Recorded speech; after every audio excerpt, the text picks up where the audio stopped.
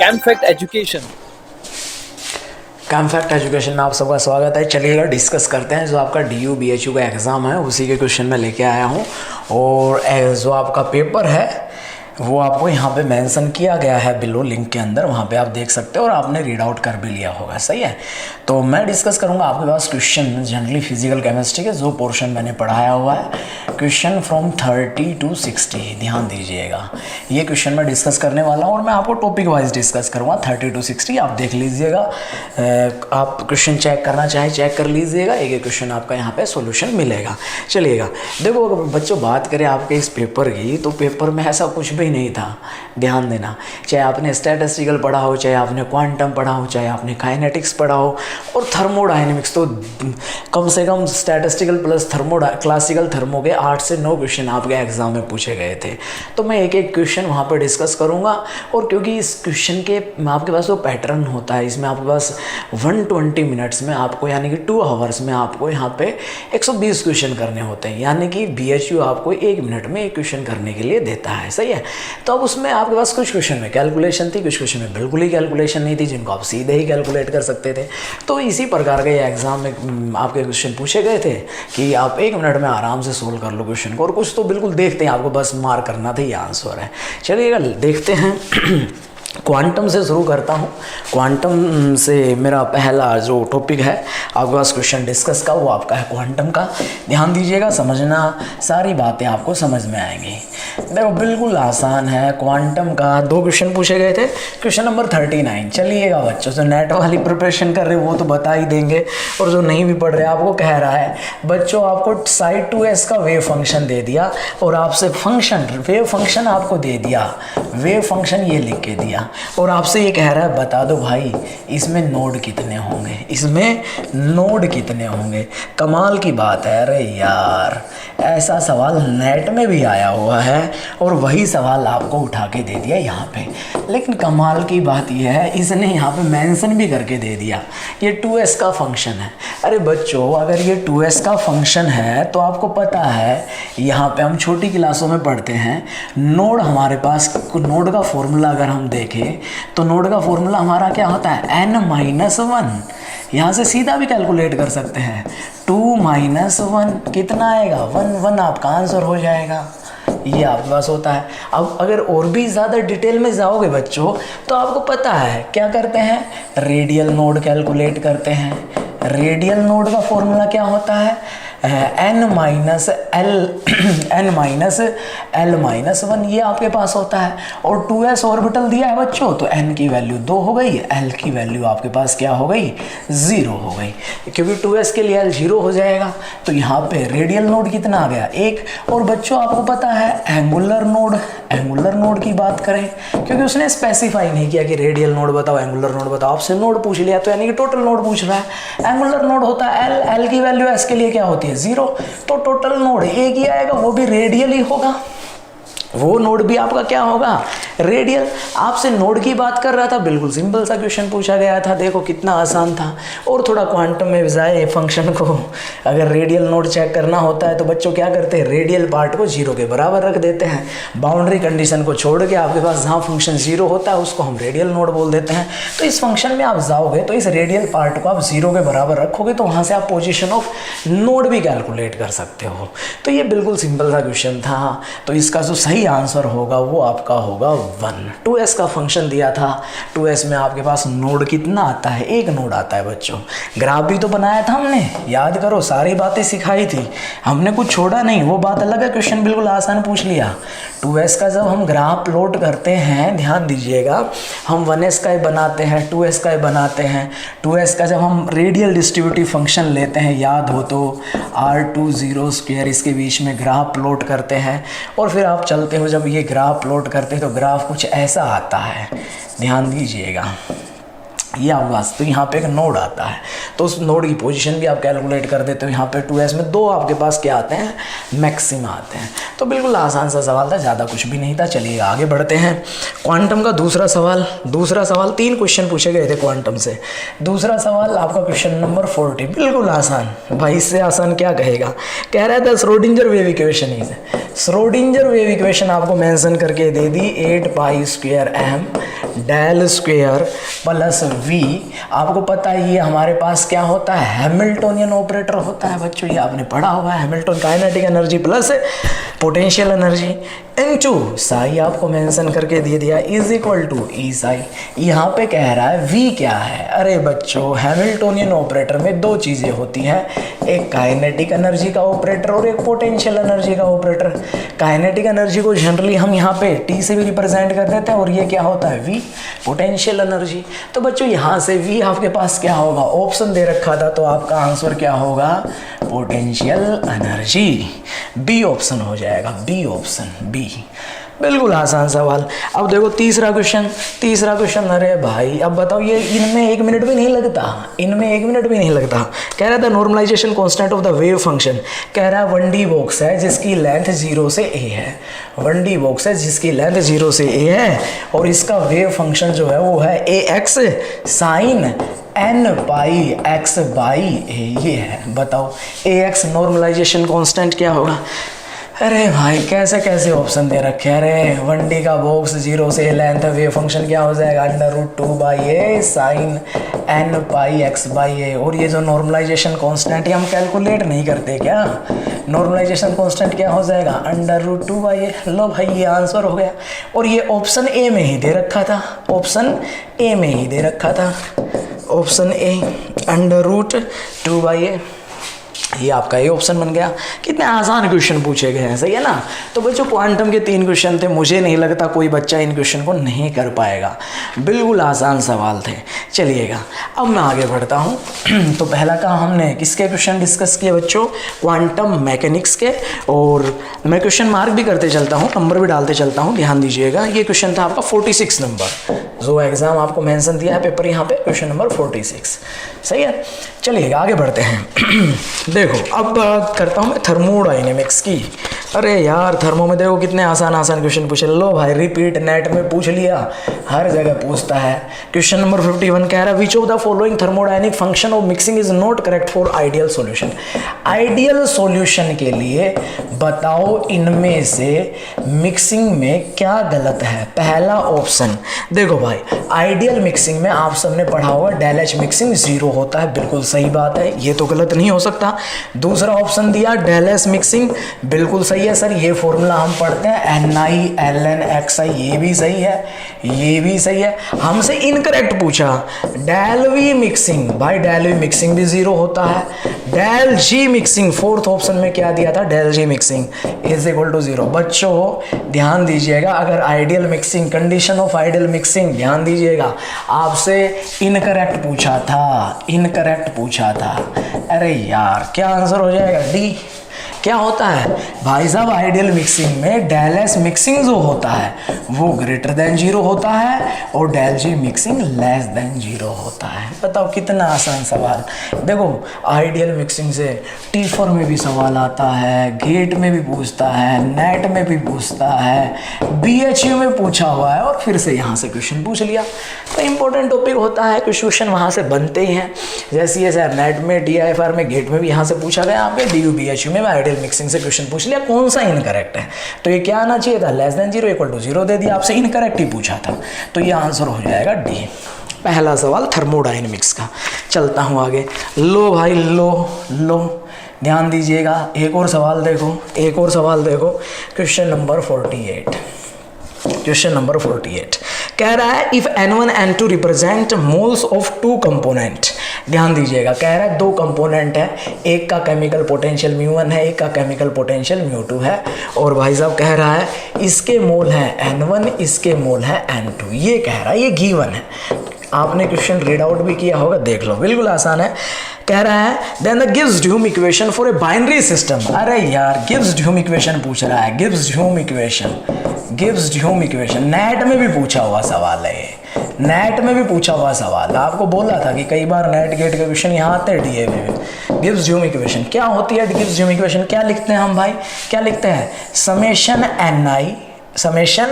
N I into D mu I is equal to 0। Summation N I D mu I equal to 0। तो यहाँ पे आप जब binary mixture है तो दो स्पीसीज हैं, क्या लिख दोगे बाइनरीज के लिए? कि दो के लिए क्या लिख दोगे भाई? समेशन को हटा दोगे, क्या लिखोगे? n1 D mu 1 plus n2 D mu 2 equal to 0। और ऐसा ऑप्शन बनाया हुआ था। ऑप्शन कौन सा दे रखा है ऐसा? ऑप्शन सी, ऑप्शन थर्ड भाई, थर्ड ऑप्शन हो जाएगा गिब्स ड्यूम इक्वेशन। बताओ क्वेश्चन देखते हैं, जिसने गिब्स ड्यूम इक्वेशन पढ़ा उसको टाइम ही नहीं लगेगा। लो भाई क्वेश्चन नंबर 52 देखो, थर्मो का तीसरा सवाल क्या पूछा आपसे? कह रहा which of the following relation temperature and pressure. Temperature और प्रेशर में आपसे रिलेशन पूछा, और एडियाबैटिक प्रोसेस लिख दिया, एडियाबैटिक प्रोसेस। और उसने जो ऑप्शन बनाए हैं बच्चों, जो ऑप्शन बनाए हैं आप पेपर में देखोगे, ऑप्शन उसने क्या क्या बनाए। चलो मैं ऑप्शन भी लिख देता हूँ, देखो क्या क्या ऑप्शन कह रहा है। T2/T1 is equal to P2/P1 की पावर गामा माइनस 1, पहला ऑप्शन। दूसरा ऑप्शन बना है बच्चों T2/T1 is equal to P2/P1 की पावर गामा माइनस 1/गामा। तीसरा ऑप्शन आपको बना के दिया बच्चों T2/T1। मैं ऑप्शन इसलिए लिख रहा हूँ कि आप ऑप्शन चेक कर लीजिएगा कि आपका कौन सा सही है। और यहाँ पे T2/T1 is equal to P2/P1 की power gamma divided by gamma minus 1। देखो बच्चों, ये आपको सवाल दिया था, इस सवाल को सोल्व कैसे करते हैं ध्यान दीजिएगा। कैसे इस सवाल को सोल्व करते हैं? आपसे T2/T1 पूछ रहा है एडियाबैटिक प्रोसेस। वैसे तो आपको पता है एडियाबैटिक मेंशन करके दे दिया, गामा आ रहा है तो दिमाग में चला गया ये सवाल किसका है? पोजीशन इक्वेशन का।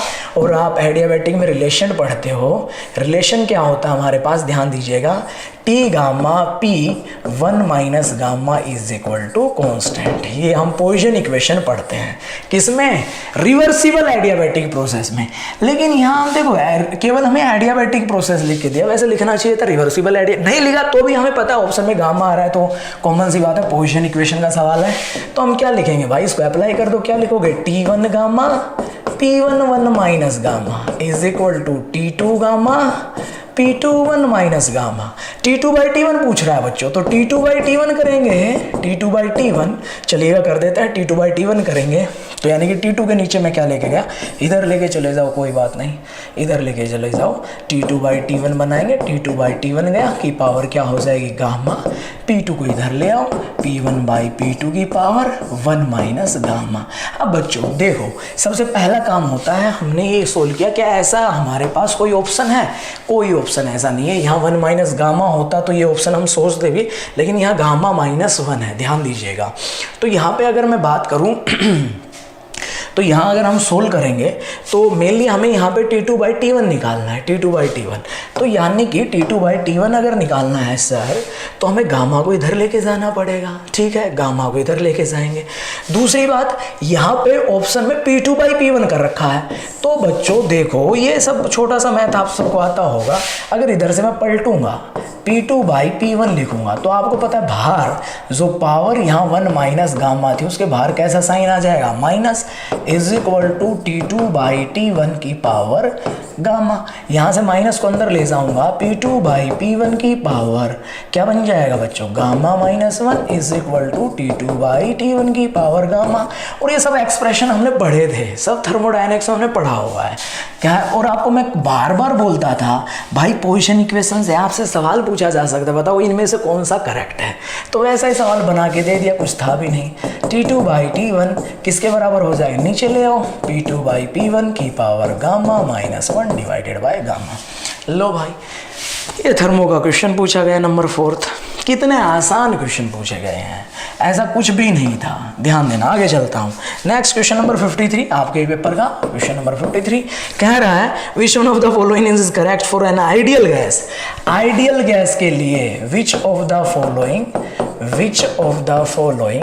Is correct for ideal gas, for ideal gas. बच्चों कितनी बार तो हमने पढ़ा हुआ है नेट में, गेट में।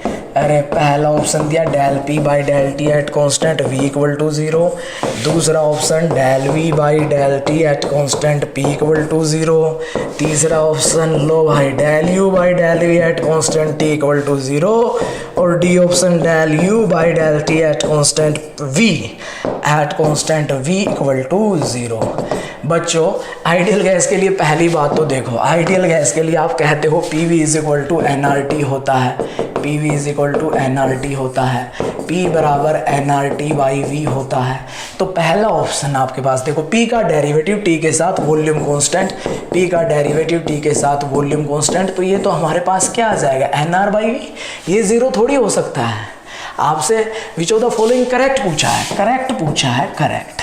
अरे यार ये जीरो थोड़ी हो सकता है। ऐसे वी का निकालूंगा, वी क्या हो जाएगा N R T by P, del V by del T at constant P क्या होगा एन आर बाई पी। ये सब डेरिवेटिव कितनी बार सिखाए हैं यार, तो ये जीरो थोड़ी होंगे। ओहो देखो नेट में, गेट में, अरे इंटरनल प्रेशर आइडियल गैस के लिए क्या होता है 0। कुछ सोचना था क्या, कुछ सोचना था क्या, सीधा। इनमें थोड़ी टाइम लगता, इस क्वेश्चन में 1 मिनट थोड़ी लगता है। इसको तो देखते ही हाँ ये हो गया भाई, इंटरनल प्रेशर मिल गया। Del U by del T, अरे del U by del T at constant भी आइडियल गैस के लिए ये क्या होता है, ये CV होता है, CV heat capacity at constant volume. तो आंसर क्या हो जाएगा C। चलिएगा आगे बढ़ते हैं। The variation of chemical potential with pressure is expressed as, अरे यार केमिकल पोटेंशियल का क्वेश्चन आपने पूछ लिया। ये तो देखो पंजाब यूनिवर्सिटी और पता नहीं मैक्स BSc लेवल का सवाल था और यही पूछा गया था, और हर MSc एंट्रेंस में जनरली मैक्सिमम बार ये पूछा गया है केमिकल पोटेंशियल से रिलेटेड। कह रहा है the variation of chemical potential, यानी कि आपसे पूछ रहा है del E by del P, del mu by del P is expressed as, ये किसके बराबर होगा, ध्यान दीजिएगा, यानी केमिकल पोटेंशियल। तो बच्चों आप सबको पता होगा कि अगर मैं बात करूं केमिकल पोटेंशियल को, अगर म्यू आई को हम जी के टर्म में लिखना चाहते हैं, मोलर गिव्स फ्री एनर्जी बोलते हैं हम इसको, ध्यान दीजिएगा। तो कैसे लिखते हैं, NI टेम्परेचर प्रेशर और यहाँ पे NJ, यही लिखते हैं ना NJ, NI does not equal to NJ। तो ये हमसे पूछ रहा है, अब हमसे पूछ रहा है इस पे प्रेशर का इफेक्ट क्या होगा, प्रेशर का इफेक्ट क्या होगा केमिकल पोटेंशियल पे। सबको पता है भाई, अरे लो सोल्व कर देता हूँ मैं तो, वैसे क्वेश्चन बिल्कुल आसान था। प्रेशर का इफेक्ट पूछ रहा है तो यहाँ पे हम केमिकल पोटेंशियल की वैल्यू पुट कर देंगे, डेल बाई डेल पी लीजिएगा, पुट कर देते हैं यहाँ पे chemical potential del G by del NI temperature pressure NJ, और आपको बता रखा है वो आपके वीडियो लेक्चर में भी है, जो बच्चे ऑनलाइन पढ़ते हैं, साफ साफ है। आपको पता है जब हम इस ऑपरेटर को बाहर लेके जाते हैं, इसके कांस्टेंट भी बाहर जाते हैं, ये बात आपने सीखी हुई होगी, ध्यान दीजिएगा। और जब हम इनको अंदर लेके जाएंगे तो इसके कांस्टेंट अंदर आएंगे। तो डेल बाई डेल पी को अगर हम अंदर लेके जाएंगे, ध्यान दीजिएगा, वो हमारा किसके ऊपर बनेगा, चलिएगा अंदर लेके जाएंगे तो हमारे पास क्या बन जाएगा, बाहर क्या आएगा डेल बाई डेल NI, अंदर क्या बनेगा del G by del P temperature NJ, ये बन जाएगा। बाहर हमारे पास क्या आ गया टेम्परेचर प्रेशर NJ। अरे del G by del P at constant T, ये क्या होता है V, तो ये क्या बन गया del by del NI into V temperature pressure NJ, ये बन गया। और देखो इसको हम क्या बोलते हैं, मोलर वॉल्यूम। तो यानी कि ये हमारा किसके बराबर आएगा, जिसको हम ऐसे बार करके रिप्रेजेंट करते थे, ध्यान दीजिए। अगर टेम्परेचर होता तो ये किसके बराबर होता है, एंट्रोपी के। बच्चों ये सब पढ़ा हुआ है, ये पढ़ा हुआ है, डेल जी अगर मैं बात करूं, ये सब पढ़ा हुआ आपने, del G by del T at constant पी, ये आपके पास किसके बराबर होता है, -S के बराबर होता है। Del G by del P at constant टी, ये आपका V के बराबर होता है। Del mu I by del T at constant पी, ये आपका बच्चों किसके बराबर होता है, NJ, ये आपके पास किसके बराबर होता है, मोलर एंट्रोपी के बराबर होता है, ध्यान दीजिएगा। और यहाँ पे अगर हम बात करें पार्शियल मोलर एंट्रोपी, और यहाँ पे अगर हम बात करें म्यू आई पी और टेम्परेचर NJ, तो बच्चों ये वॉल्यूम के बराबर होता है। ये सब हमने पढ़ा हुआ है। तो भाई ये आपका ऑप्शन था बी, 54 का आंसर होगा बी। बिल्कुल सिंपल सवाल था, पढ़ा हुआ था, ज़्यादा कुछ भी नहीं था। आगे चलता हूँ। तो ये कुछ थर्मोडायनेमिक्स के क्वेश्चन पूछे गए थे। चलेगा, अब मैं बात कर लेता हूँ यहाँ पे आपसे स्टैटिस्टिकल थर्मोडायनेमिक्स का भी क्वेश्चन डिस्कस कर लेता हूँ। The relation between molecular partition function and internal energy.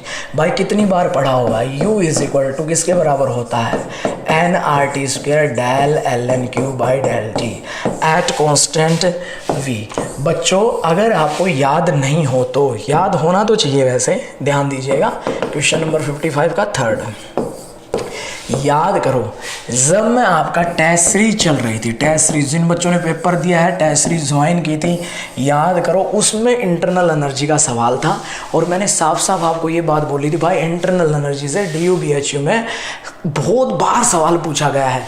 और इम्पोर्टेंटली नेट गेट में भी पूछा गया है यार, नेट गेट में भी कई बार पूछा गया है। और मैंने इससे रिलेटेड, चलो ये तो अब आपसे फॉर्मूला ही पूछा, इससे रिलेटेड हमने बहुत सारे न्यूमेरिकल सोल्व किए थे यार। वही क्वेश्चन आपसे एग्जाम में पूछ लिया, ऐसा कुछ था ही नहीं। सही है, क्वेश्चन नंबर 55। चलिएगा, एक और थर्मोडायनेमिक्स का क्वेश्चन पूछा गया। चलिएगा एक क्वेश्चन और डिस्कस करता हूँ। थर्मोडायनेमिक्स 59, क्वेश्चन नंबर 59 कह रहा है which one of the following relationship is correct on entropy of mixing for binary ideal solution. लो भाई, अरे आइडियल सॉल्यूशन के लिए entropy of mixing, ideal solution के लिए एंट्रोपी ऑफ मिक्सिंग का फॉर्मूला होता है -R समेशन NiLnXi। अरे ये तो एक क्वेश्चन में एक जगह ऑप्शन भी दे रखा था। अब बाइनरी कह रहा है बच्चों, बाइनरी आपको मेंशन करके कह रहा है, बाइनरी बोले तो दो आपको अलग अलग करके लिखना था। बाइनरी के लिए हम क्या करेंगे, -R 2 ले लेंगे। मान लो एक N1 लेता हूं तो Ln x1 मोल फ्रैक्शन होता है, N2 Ln x2। ये आपका आंसर हो जाएगा। पेपर में यहाँ Na और B की टर्म में दे रखा था, ऐसे लिख लो, B लोगे यहाँ पे B, या ये मोल फ्रैक्शन होते हैं, ये आपके पास मोल्स होते हैं। ये सवाल था। ऑप्शन कैसे बनाया हुआ था, R से मल्टीप्लाई करके बनाया हुआ था, R से मल्टीप्लाई, यहाँ पे R को अंदर मल्टीप्लाई कर दो, माइनस साइन बाहर रखो, ऐसे ऑप्शन बना के दिया था। तो इसका आंसर जो होगा भाई वो आपका हो जाएगा बी आंसर बोले तो सेकंड। बिल्कुल आसान क्वेश्चन था, आइडियल मिक्सिंग की बात हो रही थी। सही है। हाँ, एक क्वेश्चन और पूछा गया था, ध्यान दीजिएगा। ये क्वेश्चन मान सकता हूँ थोड़ा सा दिमाग घुमाने वाला भी था, वैसे इस बात को भी हम डिस्कस करते हैं। कह रहा है the standard state for a gas at any given temperature. ध्यान दीजिएगा, standard state of any gas, of any gas at a given temperature, देखो बच्चों इस क्वेश्चन का कॉन्सेप्ट समझना। इस क्वेश्चन में क्या है, थोड़ा दिमाग लगाना था। आपसे कह रहा है स्टैंडर्ड स्टेट किसको बोलते हैं। देखो भाई, जब एक्टिविटी 1 हो, दूसरी बात फ्यूगेसिटी 1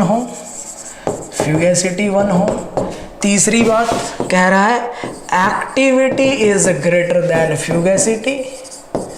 देखो बच्चों, पहली बात तो आपको ये पता होना चाहिए फ्यूगेसिटी इक्वल टू 0। देखो the state of any gas, gas की बात हो रही, कोई भी गैस है एक फिक्स टेम्परेचर के ऊपर। तो देखो बच्चों, रियल गैस के लिए हम प्रेशर की टर्म जनरेट करवाते हैं फ्यूगेसिटी। तो हम ये कहते हैं कि कोई भी नॉन आइडियल गैस का बिहेवियर जो रखता है, यानी कि जो रियल गैस है उसकी स्टैंडर्ड स्टेट को डिफाइन करने के लिए हम प्रेशर फिक्स करके चलते हैं, दैट विल बी 1 बार किसी भी पर्टिकुलर टेम्परेचर पे, या फिर 10 की पावर 5 पास्कल। सही है ना, 1 लेके चलते हैं। अब किसी भी गैस के लिए अगर हमें स्टडी करनी होती है फॉर एनी गैस, तो हम एक टर्म पढ़ते हैं fugacity, that is term of pressure. तो यहाँ पे 1 लेके चलते हैं, तो इसमें फ्यूगेसिटी हम स्टैंडर्ड स्टेट को डिफाइन करने के लिए क्या लेके चलते हैं, 1। सही है। तो इससे कोरिलेट करवा के ये सवाल आपका पूछा गया था। तो ये थर्मो के क्वेश्चन थे। सही है ना, थर्मो के क्वेश्चन डिस्कस किए मैंने, क्वांटम के क्वेश्चन डिस्कस किए। सही है। अब थोड़ा आ जाता हूँ, देखो नेक्स्ट टॉपिक काइनेटिक्स पढ़ा रहा था मैं आपको यूट्यूब पे, लीजिएगा काइनेटिक्स के सवाल देखिएगा आप। काइनेटिक्स का सबसे पहला सवाल क्वेश्चन नंबर 36 36, क्वेश्चन नंबर 36 देखिएगा। कह रहा था equation for rate constant is given by, एक इक्वेशन लिख के कह रहा है P इंटू जेड लिख के दिया है e की power minus A by R T. ये आपको एक इक्वेशन लिख के दी बच्चों क्वेश्चन में।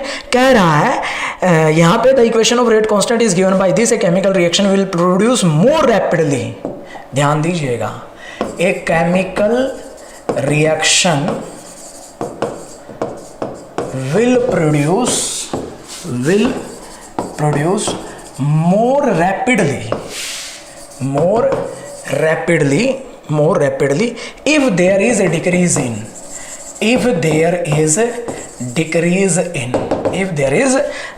in क्या डिक्रीज हो भाई कि रिएक्शन फास्टर। देखो अब देखो बच्चों, यहाँ पे आपको थोड़ा सोचना था, आपको ज़्यादा क्या देखना था। यहाँ पे देखो तीसरा ऑप्शन क्या दिया था P और फोर्थ ऑप्शन आपको दिया था E। देखो इस रिएक्शन में आपको एक की रिएक्शन थी केमिकल रिएक्शन, उसका रेट इक्वेशन आपको दे दी, रेट कांस्टेंट के दे दिया, जिसका के ज़्यादा वो उतनी फास्ट होगी। कह रहा है chemical reaction will produce more rapidly if there is decrease in, इनमें से किसको कम करे कि रिएक्शन आपकी फास्ट हो। तो बच्चों आप कॉमन सी बात है, इनमें से इन जितने 4 फैक्टर दिए हैं आप इस इक्वेशन में देखो।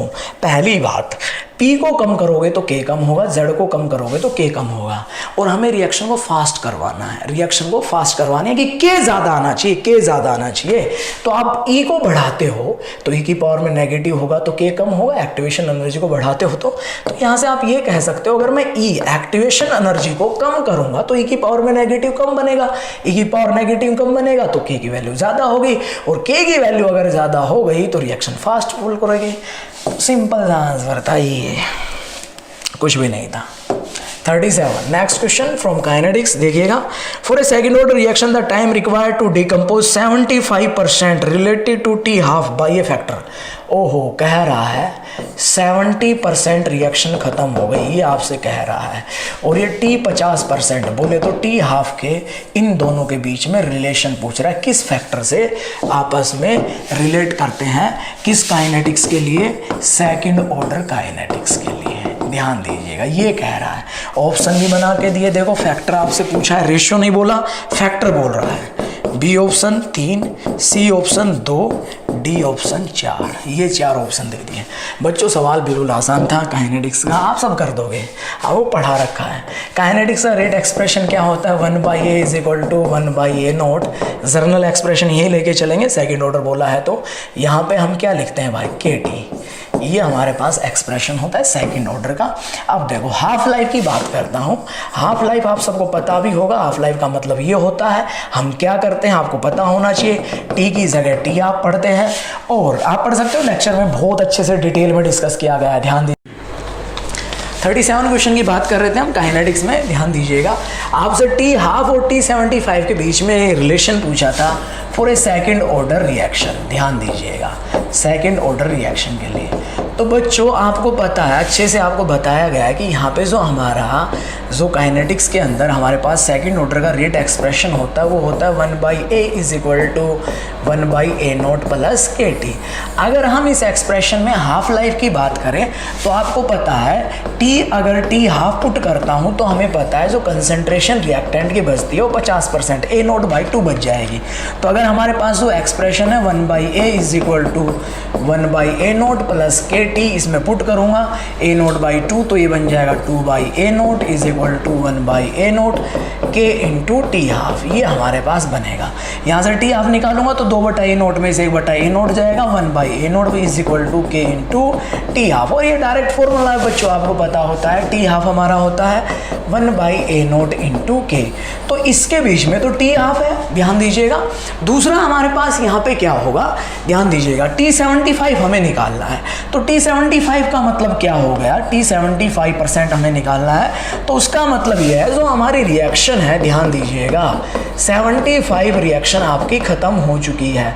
तो वहाँ पे हम क्या यूज़ करेंगे, हमारा रिएक्टेंट कितना बच जाएगा। तो बच्चों जो A होता है वो बची हुई रिएक्टेंट की अमाउंट होता है, कितना बच जाएगा, 75 खत्म हो गया तो 25% बच गया, A नोट बाई 4 पुट करूँगा मैं, और जो टाइम होगा यहाँ पे वो हमारा हो जाएगा T75% हम लिख सकते हैं। तो यहाँ पे पुट करूँगा तो यहाँ पे पुट कर कीजिएगा ये डाटा, तो ये बन जाएगा आपके पास 4/a naught naught is equal to 1/a0 k into T75%। और बच्चों ये रिलेशन हमने पढ़े हुए हैं, 4/a0 में से 1/a0 गएगा, 3/a0 is equal to k into T75%। T75% आपके पास आ गया, कितना आया 3/k इंटू a0, और यहाँ से हमारे पास T50% हाफ लाइफ कितना आता है फर्स्ट सेकंड ऑर्डर का 1/k a0। दोनों का अगर हम रेशियो लेंगे T75/T50 किसके बराबर आ जाएगा 3 के। ध्यान दीजिएगा, तो ये कितने और फैक्टर से कनेक्टेड होते हैं, आपसे केवल ये फैक्टर पूछा था, तो ऑप्शन क्या बन जाएगा भाई इस क्वेश्चन का, सी ऑप्शन बन जाएगा काइनेटिक्स का। ये आपका सेकंड क्वेश्चन था। और क्वेश्चन की अगर मैं डिस्कस करूँ काइनेटिक्स में, ध्यान दीजिएगा, चलिएगा एक और क्वेश्चन डिस्कस करता हूं मैं। काइनेटिक्स से बढ़िया सवाल पूछा गया था, एंजाइम काइनेटिक्स से पूछा गया था, और बहुत फेमस टॉपिक है काइनेटिक्स से, एंजाइम काइनेटिक्स का, that is Michaelis Menten mechanism. ध्यान दीजिएगा, और नेट के लिए तो सबसे ज़्यादा इम्पोर्टेंट होता है 15 नंबर क्वेश्चन काइनेटिक्स का, वो आपका बोले तो एंजाइम काइनेटिक्स से पूछा गया था, एंजाइम कैटालाइसिस से, एंजाइम कैटालाइसिस है, और आपका फेवरेट टॉपिक होता है वहाँ पे हम डिस्कस करते हैं, that is Michaelis Menten mechanism. उसी का क्वेश्चन था। क्वेश्चन क्या था, the Michaelis Menten mechanism for an enzyme catalysed reaction. आपसे ये लिख के दे दिया, ये रिएक्शन लिख के दे दी, एंजाइम प्लस सबस्ट्रेट, ये बनाता है आपके पास एंजाइम सबस्ट्रेट कॉम्प्लेक्स। ये आप मैकेनिज्म में पढ़ते हो। ये आपका डिसोसिएट हो गया, डिसोसिएट किस में हो गया, प्रोडक्ट प्लस एंजाइम के अंदर। कह रहा है ये K1 है, ये K2 है, ये K3 है। बच्चों आपसे ये पूछ रहा है, बताओ Km क्या होगा। Km क्या होता है, माइकलिस कांस्टेंट। Km क्या होगा, और आपको 4 ऑप्शन बना के दिए। तो बच्चों ऑप्शन तो आप पेपर में देख ही लोगे, लेकिन थोड़ा समझो, आपको पढ़ाते वक्त मैंने साफ साफ बताया था, जो Km होता है वो आपके पास क्या होता है, रेशियो होता है किस किस का, rate constant of deactivation, deactivation इधर जाने वाला K2 plus rate constant of dissociation या फिर डीकंपोजिशन बोले तो K3, इन दोनों का सम, और किसके साथ रेशियो लेते हैं, रेट कांस्टेंट ऑफ एक्टिवेशन बोले तो K2 plus K3 divided by K1। Michaelis constant जो होता है, it is the ratio of sum of rate constant of deactivation and rate constant of decomposition to the rate constant of activation। तो आपका ये option दे रखा था, और ये आपका ऑप्शन था भाई सी। तो इस वाले क्वेश्चन का जो आंसर होगा बच्चों, वो हो जाएगा आपका आंसर थर्ड। ध्यान दीजिएगा, सी ऑप्शन हो जाएगा 58 का। बिल्कुल सिंपल सा क्वेश्चन था, माइकलिस मेंटन मैकेनिज्म, इंपॉर्टेंट भी और बार बार पूछता है, इसको बार बार एग्जाम में पूछता है। एक क्वेश्चन और देखिएगा आपके पास यहाँ पे काइनेटिक्स से ही रिलेटेड बढ़िया क्वेश्चन पूछा गया बच्चों। देखो अभी मैं डिस्कस करता हूँ एक क्वेश्चन और, हाँ वो आपका पूछा गया है यहाँ पे, ध्यान दीजिएगा, वो आपका पूछा गया था क्वेश्चन नंबर 35। देखिएगा बच्चों, काइनेटिक्स का ही क्वेश्चन है। What percentage of light will be transmitted through two cell put together in a path of light if their individual transmittance. Transmittance का सवाल था, कह रहा है 2 सेल दे दिए हैं, 2 सेल आपको दे दिए है, और यहाँ से बताओ लाइट जा रही है, लाइट जा रही है, लाइट जा रही है, और कह दिया ये सेल फर्स्ट है, ये सेल सेकंड है, और इन दोनों की ट्रांसमिटेंस दे दी, इसकी 60% है और दूसरे की ट्रांसमिटेंस है 30%। बताओ यहाँ पे टोटल ट्रांसमिटेंस दोनों का कितना होगा। तो बच्चों आपको साफ साफ पढ़ाया गया है, ट्रांसमिटेंस कैसी प्रॉपर्टी है, transmittance is a multiplicative property, multiplicative property लीजिएगा भाई, मल्टीप्लिकेटिव प्रॉपर्टी होती है। तो टी क्या हो जाएगा मेरा, T1 इंटू T2। इनको परसेंटेज में वैसे निकालेगा तो इनको ये कितना हो गया 0.6 हो गया, ये कितना हो गया 0.3, मल्टीप्लाई कर दिए 0.6 इंटू 0.3, 0.18 परसेंटेज में 18%, परसेंटेज में कितना आंसर आएगा 18%। सवाल बिल्कुल आसान था मल्टीप्लिकेशन का।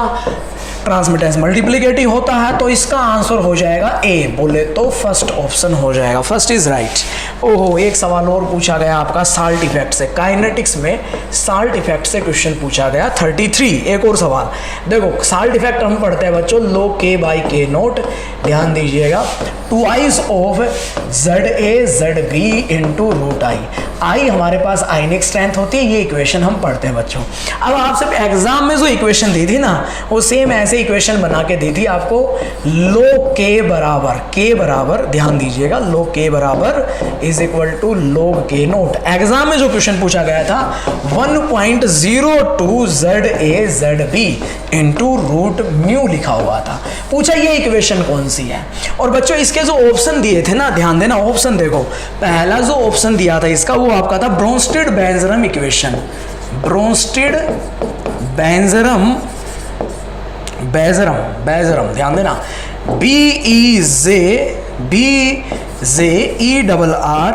BEZERRUM बेंजरम equation. दूसरा आपको कह रहा है ड्यूम मार्गलस इक्वेशन, ये तो थर्मोडायनेमिक्स में डिस्कस करते हैं, ड्यूम मार्गलस इक्वेशन, ध्यान दीजिएगा थर्मोडायनेमिक्स की इक्वेशन है। तीसरा ऑप्शन दिया आपको इल्कोविक इक्वेशन, और फोर्थ ऑप्शन बच्चों इसमें आपको दिया डी वाई हक्कल ओंसगर इक्वेशन, ध्यान दीजिएगा भाई, डी वाई हक्कल ओंसगर इक्वेशन तो एक बार और इसी पेपर में क्वेश्चन में आगे डिस्कस करूंगा मैं। पूछा बताओ ये एक्सप्रेशन कौन सी इक्वेशन का है बच्चों। पहली बात इल्कोविक पोलैरोग्राफी में आता है, नहीं, डी वाई हक्कल इलेक्ट्रो में गया, ड्यूम इक्वेशन ये आपका थर्मोडायनेमिक्स में डिस्कस करते हैं, और ये हम पढ़ते हैं साल्ट इफेक्ट में, ध्यान दीजिएगा। तो ये तो सारी इक्वेशन हमने पढ़ी हुई थी। अब देखो मान लो जिसको नाम नहीं पता था बच्चों, ये तो हमने पढ़े हुए थे, लेकिन एग्जाम पॉइंट ऑफ व्यू से अब इस इक्वेशन का नाम भी याद रखना है, कौन सी इक्वेशन होती है, that is Bronsted Bjerrum equation. Option आपका बन जाएगा इसमें भाई ए ऑप्शन हो जाएगा। तो बच्चों ये कुछ क्वेश्चन काइनेटिक्स के पूछे गए थे, सही है।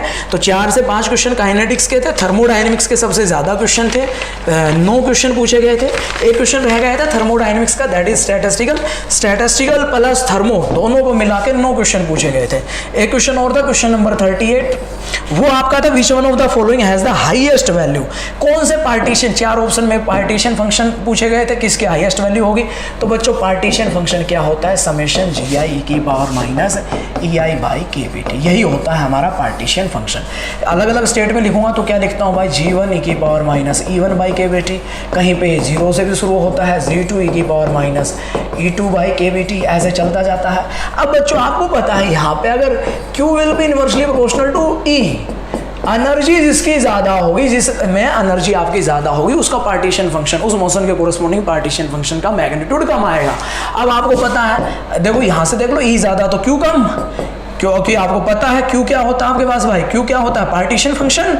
तो यहाँ से एनर्जी के ऑर्डर की अगर आप बात करोगे बच्चों, एनर्जी सबसे ज़्यादा कौन सी होती है, एनर्जी इलेक्ट्रॉनिक सबसे ज़्यादा होती है, फिर वाइब्रेशनल होता है, फिर रोटेशनल होता है, फिर ट्रांसलेशनल होता है। ट्रांसलेशनल एनर्जी का मैग्नीट्यूड सबसे कम होता है, तो पार्टीशन फंक्शन में मैग्नीट्यूड जो होगा वो ट्रांसलेशनल पार्टीशन फंक्शन का सबसे ज़्यादा होगा, क्योंकि एनर्जी हो गई कम, QT फिर QR फिर QV और सबसे कम QE, ये आपका ऑर्डर होता है। और इसमें आपका पहला ही ऑप्शन हो जाएगा ऑप्शन ए, फर्स्ट ऑप्शन हो जाएगा आपका पार्टीशन फंक्शन का। तो देखो टोटल ध्यान दीजिएगा, मैं बताऊंगा लास्ट में, statistical thermo plus classical thermo, total 9 question यहाँ से पूछे गए।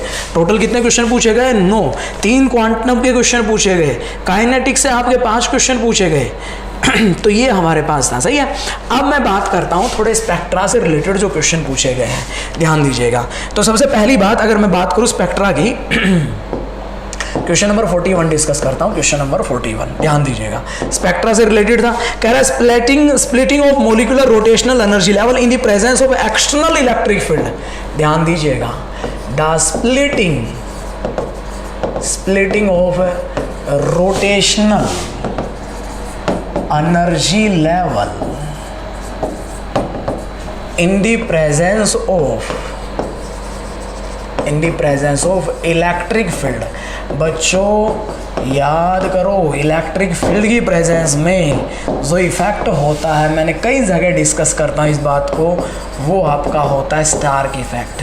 जब एनर्जी लेवल स्प्लिट करते हैं in the presence of electric field, वो होता है आपका स्टार्क इफेक्ट। और आपको पता होगा जब हम पढ़ते हैं ESR स्पेक्ट्रा पढ़ते हैं तो वहाँ मैग्नेटिक फील्ड के प्रेजेंस में स्प्लिटिंग होती है और उसको हम क्या बोलते हैं, जीमान इफेक्ट। तो यहाँ पे ऑप्शन दे रखा था, पहला ऑप्शन जीमान इफेक्ट, दूसरा कम्पटन इफेक्ट, तीसरा स्टार्क इफेक्ट, फोर्थ कैर इफेक्ट। कैर इफेक्ट तो खैर हमने पढ़ा ही नहीं है, कहीं केमिस्ट्री में देखा नहीं है, लेकिन स्टार्क और जीमान इफेक्ट ये दोनों हम पढ़ते हैं। ये किसके प्रेजेंस में होता है, इलेक्ट्रिक फील्ड की प्रेजेंस में। और ये आपका आंसर ऑप्शन 3 दे रखा था। तो splitting of rotational energy level in the presence of electric field वो होता है स्टार्क इफेक्ट। मैग्नेटिक फील्ड के प्रेजेंस में जब स्प्लिटिंग होती है वो आपके पास क्या होता है, जीमान इफेक्ट। तो जीमान इफेक्ट इसमें नहीं होगा। तो ये कहानी थी आपके पास, ये क्वेश्चन था आपका। एक और क्वेश्चन आपका NMR से पूछा गया था, NMR वाला क्वेश्चन डिस्कस करता हूँ। NMR में एक तो बिल्कुल सिंपल आपसे क्वेश्चन पूछा गया था, question number 50। Question number 50 question में कह रहा था आपसे, question number 50, which one of the following common reference compound using recording C13 NMR। C13 NMR में हम भाई रेफरेंस कंपाउंड क्या लेते हैं बच्चों, रेफरेंस कंपाउंड हमारा क्या होता है NMR में, TMS, टेट्रामिथाइल सीलेन। टेट्रामिथाइल सीलेन ये हमारा रेफरेंस कंपाउंड होता है, ध्यान दीजिएगा, जिसकी केमिकल शिफ्ट हम 0 लेके चलते हैं ppm में, ध्यान दीजिएगा। ये आपके पास होता है और इसके रेस्पेक्ट में हम कैलकुलेट करते हैं। तो TMS हमारा रेफरेंस कंपाउंड होता है। ऑप्शन बी 50 का हो जाएगा, बी ऑप्शन बोले तो सेकंड। ये आपके पास है, बिल्कुल आसान सा सवाल था, ये तो आपको देखते ही करने वाला था। चलिएगा 2 सवाल और पूछे गए यहाँ से स्पेक्ट्रा से रिलेटेड, वो भी डिस्कस करता हूँ। क्वेश्चन नंबर 56 में आपसे कह दिया है compound show PMR peak at 240 hertz downfield from the TMS peak in spectrometer operating at 60 megahertz. ध्यान दीजिएगा, आपसे कह रहा केमिकल शिफ्ट कैलकुलेट करके बताओ ppm के अंदर। तो बच्चों केमिकल शिफ्ट ppm में हम कैसे कैलकुलेट करते हैं आपको अच्छे से बताया हुआ है। यहाँ पे हम लिखते हैं shift in hertz, chemical shift in hertz divided by spectrometer operating frequency. Spectrometer operating frequency. अब जो आपका स्पेक्ट्रोमीटर यहाँ पे ऑपरेट हो रहा था, केमिकल शिफ्ट इन हर्ट्ज कितना हर्ट्ज दिया आपको, 240 हर्ट्ज दिया। अब ये जो स्पेक्ट्रोमीटर ऑपरेटिंग फ्रीक्वेंसी थी आपको दी थी 60 मेगाहर्ट्ज। तो बच्चों आपको पता है मेगा को अगर मैं हर्ट्ज में चेंज करूंगा ये होगा 240 हर्ट्ज, ऊपर हो गया, नीचे 60 × 10 की पावर 6 हर्ट्ज। हर्ट्ज से हर्ट्ज कट गया, 60 से 4 कट गया, 4/10 की पावर 6, 1/10 की पावर 6, 1/10 की पावर 6, ये होता है पार्ट्स पर मिलियन ppm। तो यहाँ से वैल्यू बन जाएगी 4 ppm। तो ये बिल्कुल सिंपल है, NMR में हम केमिकल शिफ्ट हर्ट्स, अगर हम देखो ध्यान देना भाई, सिंपल सा कॉन्सेप्ट होता है। अगर हमें केमिकल शिफ्ट को हर्ट्ज से ppm में चेंज करना होता है तो इंस्ट्रूमेंटल फ्रीक्वेंसी से डिवाइड कर दो। अगर हमें ppm को हर्ट्ज में चेंज करता है इंस्ट्रूमेंटल फ्रीक्वेंसी से मल्टीप्लाई कर दो। तो आंसर इसमें जो ऑप्शन था correct that will be D, बोले तो 4th ऑप्शन 56। ये भी आपका सिंपल सा क्वेश्चन था। Question number 57 UV spectra. UV spectra का क्वेश्चन था, यूवी स्पेक्ट्रा का क्वेश्चन था, ध्यान दीजिएगा। यूवी स्पेक्ट्रा में क्या कह रहा है, the UV spectrum of acetone show absorption maxima. Acetone के लिए आपको भाई साहब पीक दी, कितनी पीक दी, 3 पीक दी हैं, 160 nm, दूसरा आपको दिया 189 nm और तीसरा आपको दिया बच्चों 279 nm। अब आपको 3 ट्रांजिशन लिख के दिए, 3 ट्रांजिशन लिख के दिए, मैच करवाना था। पहला n2 सिग्मा स्टार, दूसरा आपको लिख के दिया π2 पाई स्टार, तीसरा n2 sigma star, n2 pi star. बच्चों देखो सिंपल सा कॉन्सेप्ट, आपको यूवी स्पेक्ट्रम पढ़ा रखा था कि जो एनर्जी का जो ऑर्डर होता है, सबसे आगे सिग्मा 2 सिग्मा स्टार, उसके बाद n2 सिग्मा स्टार, उसके बाद π2 पाई स्टार, सबसे पीछे n2 पाई स्टार। ये ट्रांजिशन की एनर्जी का ऑर्डर होता है। और एनर्जी और वेवलेंथ में आपका इनवर्सली प्रोपोर्शनल रिलेशन है। जिस ट्रांजिशन की वेवलेंथ ज्यादा उसकी एनर्जी कम, या जिसकी एनर्जी ज्यादा उसकी वेवलेंथ कम। यहाँ 3 ट्रांजिशन दिए हैं। इनकी अगर मैं बात करूं, इनमें से अगर वेवलेंथ की बात की जाए तो देखो एनर्जी सबसे ज्यादा किसकी है, सिग्मा 2 सिग्मा स्टार है नहीं, n2 सिग्मा स्टार की एनर्जी सबसे ज्यादा है, तो इसकी वेवलेंथ कम आएगी। फर्स्ट इससे जुड़ेगा, उसके बाद दूसरा इससे जुड़ेगा, तीसरा इससे जुड़ेगा। जिसमें एनर्जी गैप कम उसकी वेवलेंथ ज्यादा। तो इसका जो ऑप्शन होगा फर्स्ट सेकंड थर्ड, इसका जो ऑप्शन बनेगा first second third, A option बन जाएगा। ए ऑप्शन बोले तो फर्स्ट।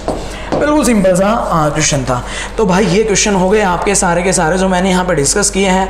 ध्यान दीजिएगा, रिलेशन यहाँ पे डिस्कस कर दिए हैं, क्वेश्चन सारे मैंने यहाँ पे डिस्कस कर दिए हैं। आपके थर्मोडायनेमिक्स से रिलेटेड, क्वांटम के हो गए, काइनेटिक्स के हो गए, स्पेक्ट्रा के हो गए, सही है ना। तो ऑलमोस्ट सारे क्वेश्चन हमने यहाँ पे डिस्कस कर दिए हैं। डी बाय हकल-ओंस्कर इक्वेशन की बात की थी, डी बाय हकल-ओंस्कर इक्वेशन पूछी गई थी। Debye Huckel Onsager equation, Debye Huckel Onsager equation आपसे पूछी गई थी। बच्चों ये आपकी नोट में हर जगह लिखवाया जाता है और पढ़ते भी हम, और हर बुक में डी बाय हकल लिमिटिंग ला के बाद ये इक्वेशन जरूर लिखी होती है, और यही आपके एग्जाम में पूछ ली। इट में भी आज की CSIR नेट एग्जाम गेट में पूछा जा सकता है। तो प्लीज़ इस इक्वेशन को याद रखना। ये आपके पास क्योंकि डी बाय हकल लिमिटिंग ला तो बार बार पूछ रहा है, डी बाय हकल लिमिटिंग ला तो बार बार पूछ रहा है, क्या पता ये पूछ ले। तो ये इक्वेशन होती है और DU-BHU में पूछा भी गया। इसका जो सही जवाब होगा क्वेश्चन नंबर 60 का, that will be option second, बोले तो बी। सही है, ये कुछ क्वेश्चन आपसे पूछे गए। एक और क्वेश्चन 61 की अगर मैं बात करूं, वो भी आपका इजी से था। Beer-Lambert law molar extension coefficient की आपसे यूनिट पूछी। अरे मोलर बियर-लैम्बर्ट लॉ एब्जॉर्बेंस क्या होता है, ECL, एब्जॉर्बेंस की कोई यूनिट नहीं होती, E की यूनिट पूछी। तो एब्जॉर्बेंस की कोई यूनिट नहीं है, इसके नीचे C गया, L गया, E कंसंट्रेशन यानी कि, और L लेंथ होती है आपके पास ट्यूब की। तो ये तो हम किस में लेते हैं बच्चों, जनरली सेंटीमीटर में। कंसंट्रेशन किस में लेते हैं हम, मोल पर लीटर।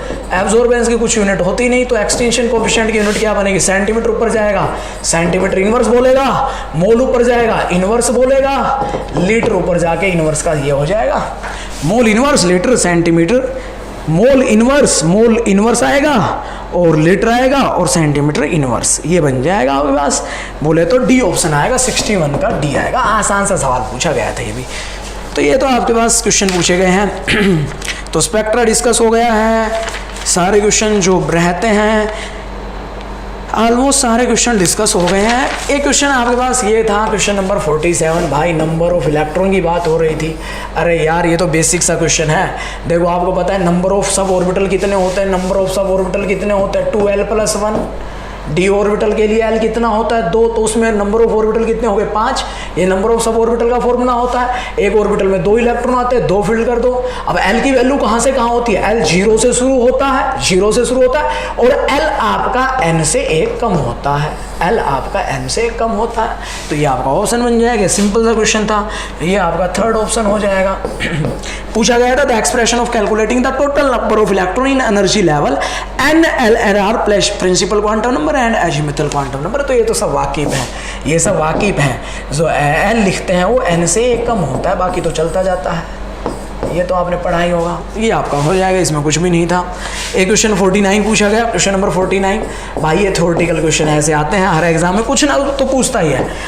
RBE पूछा, रिलेटिव बायोलॉजिकल इफेक्टिवनेस पूछा गया, किसके लिए, गामा रे के लिए। जनरली गामा रे के लिए 1.0 होता है। ये थ्योरेटिकल क्वेश्चन पूछा गया था। ऐसे एक दो क्वेश्चन आपके हर एग्जाम में पूछे जाते हैं, ध्यान दीजिएगा। एक बढ़िया सवाल आपका पूछा गया सरफेस केमिस्ट्री से, सिंपल सा क्वेश्चन पूछा गया 44। अरे भाई पूछ रहा है x/m अमाउंट ऑफ एडजॉर्प्शन, ये तो है कांस्टेंट, ये है constant. P versus T graph को क्या बोलते हैं, सबको पता है यार, आइसोस्टीर बोलते हैं। ध्यान दीजिएगा, अगर प्रेशर कांस्टेंट कर देते हैं उसको बोलते हैं आइसोबार, अगर टेम्परेचर कांस्टेंट कर देते हैं उसको एब्जॉर्प्शन आइसोथर्म बोलते हैं। तो ये ऑप्शन दिए थे, एडजॉर्प्शन आइसोथर्म दिया था इसमें ऑप्शन, एक एडजॉर्प्शन आइसोस्टीर दिया था, तो डी ऑप्शन हो जाएगा, एडजॉर्प्शन आइसोस्टीर। बिल्कुल सिंपल क्वेश्चन था, बेसिक सा क्वेश्चन था, डी ऑप्शन हो जाएगा क्वेश्चन नंबर 44 का। ये था। एक क्वेश्चन 43 था, थ्योरेटिकल था। The electron density in A completely filled orbital is spherical symmetrical this is accordance with. तो भाई यहाँ पे बहुत सारी बातें दे रखी थी। क्रैमर डिजनरेसी की बात हो रही थी, क्रैमर थ्योरम था, कोपमान थ्योरम था। तो ये जो स्टेटमेंट है अनसोल्ड थ्योरम की है, अनसोल्ड थ्योरम की। ये थोड़ा आपको डिटेल में जाना पड़ेगा, इन चीज़ों को पढ़ना चाहो नेक्स्ट कभी प्रिपेयर और कोई बच्चे प्रिपेयर करना चाहें तो प्रीवियस ईयर में इन टर्म को जरूर लिख लेना, क्योंकि एक आध क्वेश्चन तो पूछता है। लेकिन ऑलमोस्ट जैसे स्टैटिस्टिकल थर्मो प्लस थर्मोडाई क्लासिकल थर्मो के आपसे 9 क्वेश्चन पूछे बिल्कुल सीधे सीधे। तो क्वांटम के 3 क्वेश्चन पूछे सीधे थे, स्पेक्ट्रा के सारे क्वेश्चन सीधे थे, काइनेटिक्स के सारे क्वेश्चन सीधे थे, और इलेक्ट्रो में आपसे Debye Huckel Onsager equation पूछ लिया। एक आपका देखो फेज से सवाल पूछा गया, एजीपीजी सिस्टम है at eutectic point, AGPV system है, एजीपीवी सिस्टम। देखो भाई वन एजीपीवी सिस्टम है, तो आपने पढ़ा होगा सबने यहाँ पे, जब हम ग्राफ प्लॉट करते हैं यहाँ पे टेम्परेचर वर्सेस कंसंट्रेशन, कुछ इस तरीके का ग्राफ आता है। ये जो पॉइंट होता है, मान लो यहाँ एजी है, यहाँ हमारा दूसरा क्या दिया था पीवी सिस्टम, ये जो पॉइंट होता है, ये पॉइंट होता है यू टैक्टिक पॉइंट। ये आप फेज में खूब डिटेल में पढ़ा हुआ है। इस पे कौन कौन से फेज एग्जिस्ट करेंगे, तो देखिए ये सॉलिड बैठा, ये सॉलिड बैठा, और यहाँ इन दोनों का सॉल्यूशन। तो यानी कि एजी सॉलिड, दूसरा क्या है पीवी सॉलिड, और तीसरा इन तीनों का क्या हो गया लिक्विड सॉल्यूशन। सॉल्यूशन हो गया। तो कितने फेज एग्जिस्ट, अब सॉलिड के नंबर को जितने सॉलिड होते हैं उतने फेज होते हैं, 1 2 3, तो टोटल कितने फेज एग्जिस्ट करेंगे यहाँ पे 3। तो इसका आंसर हो जाएगा आपके पास भाई थर्ड, 45 का थर्ड, बोले तो सी। ये क्वेश्चन सारे आपके पास आए हुए थे। तो ऑलमोस्ट सारे क्वेश्चन मैंने यहाँ पे डिस्कस किया था। Protein biosynthesis has been studied by, ये भी एक क्वेश्चन थ्योरेटिकल था। 2-3 ज़्यादा नहीं, 2-3 पूरे पेपर के अंदर 2-3 क्वेश्चन थ्योरेटिकल थे। एक और बढ़िया क्वेश्चन पूछा गया, ध्यान दीजिएगा भाई, एक बढ़िया क्वेश्चन पूछा गया स्पेक्ट्रा से ही था। Pick out the correct match, pick out the correct match, pick out the correct match, question number 34। काफ़ी लोग इस क्वेश्चन में कंफ्यूज हुए होंगे, लेकिन कंफ्यूजन का नहीं था। पहला प्योर रोटेशनल स्पेक्ट्रा, ध्यान दीजिए, पूछा था कौन सा करेक्ट मैच है। दूसरा प्योर वाइब्रेशनल स्पेक्ट्रा, ये पूछा गया था। तीसरा electronic spectra, electronic spectra. Number 4 NMR spectra, NMR spectra. बच्चों ये पूछा गया था कौन सा करेक्ट मैच है, ध्यान दीजिएगा। यहाँ पे आपको दिया फार आईआर रीजन, यहाँ पे आपको दिया माइक्रोवेव रीजन, माइक्रोवेव रीजन, और इलेक्ट्रॉनिक स्पेक्ट्रा में लिख के दिया आईआर रीजन, आईआर रीजन, और यहाँ आपको लिख के दिया विजिबल। बच्चों आपसे पूछा था कौन सा करेक्ट है। भाई पहली बात काटते हुए चल, एनएमआर पढ़ा जाता है भाई आपके पास रेडियो वेव में, ये तो कट गया। इलेक्ट्रॉनिक यूवी और विजिबल रीजन में पढ़ा जाता है, ये भी कट गया। Pure vibrational spectra strictly IR region में पढ़ा जाता है, लेकिन हम पढ़ते ये है pure rotational spectra microwave region में पढ़ा जाता है, लेकिन यहाँ पे फायर आईआर रीजन लिख दिया। तो बच्चों देखो जो आईआर होता है, आईआर मिडल आईआर, फार आईआर, जो फार आईआर रीजन होता है, मिडल आईआर रीजन होता है, और नियर आईआर रीजन। ध्यान देना भाई, 3 केस में बांटते हैं। तो फार जो आईआर रीजन है, फार आईआर, इसके इधर आपका माइक्रोवेव रीजन लगता है। बहुत सारे डायटोमिक मॉलिक्यूल हैं जो आपके पास फायर रीजन में जिनका स्पेक्ट्रम शो होता है, इसलिए यहाँ पे फार आईआर रीजन लिख दिया है। तो ये भी आप यहाँ पे प्लीज़ याद रखिएगा। तो ये क्वेश्चन था, बाकी 3 ऑप्शन आप काट सकते थे आसानी से। तो ये आपके पास स्पेक्ट्रा के क्वेश्चन थे, सही है। तो ओवरऑल एक आपका वैन इफेक्ट से पूछा था, increase in conductance of an electrolyte at high potential gradient is attributed as Wien effect, ये भी था। तो देखो पेपर में अगर एनालाइज करें, जितने भी क्वेश्चन मैंने यहाँ पर डिस्कस किए हैं बच्चों, उसमें ज़्यादातर क्वेश्चन आप देखो जो आप पढ़ के गए, और हर एग्जाम में जो कट ऑफ जाती है उसके अकॉर्डिंग अराउंड आपको क्वेश्चन सोल्व करने होते हैं। मैक्सिमम पोर्शन, मान लो किसी एग्जाम में अगर आप 90% क्वेश्चन आपकी जो आप पढ़ के जा रहे हो वो मिल रहे हैं, तो फिर सिलेक्शन होना आसान हो जाता है। और इतने क्वेश्चन आपको मिले हैं, 2-3 क्वेश्चन हर एग्जाम में आते हैं, वो कुछ भी पूछ सकता है, कुछ भी लिख सकता है, सही है ना। तो ऐसे क्वेश्चन बना के लिए, सही है। चलिएगा, thank you so much. Subscribe our YouTube channel and download app now.